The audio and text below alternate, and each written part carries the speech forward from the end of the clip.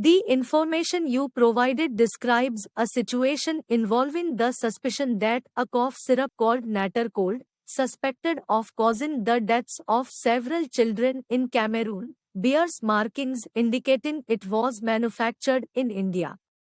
The photographs of the medication show a manufacturing license number matching that of Riemann Labs Pvt Limited, based in Indore, Madhya Pradesh, India.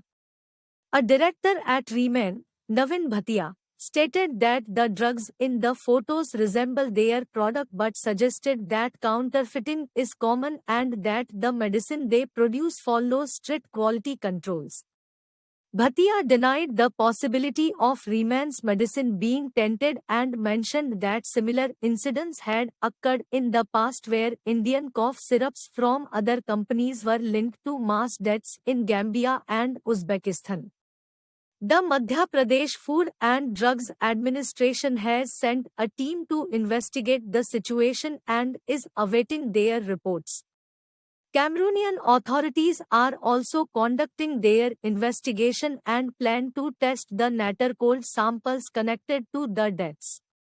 The medicine in question, according to the product label, was made in March 2022 and carries the name and logo of Frecken International, a marketing company with a UK address. Attempts to reach individuals at that address were unsuccessful. Bhatia explained that Riemann had produced a batch of Nattercold under contract for Frecken in early 2022 and provided it to an exporter who reported sending it to Cameroon. Bhatia stated that Riemann pays close attention to quality and ensures the safety of their products. He also mentioned the prevalence of duplicacy, which refers to the practice of disguising a drug to look like another company's product in some parts of Africa.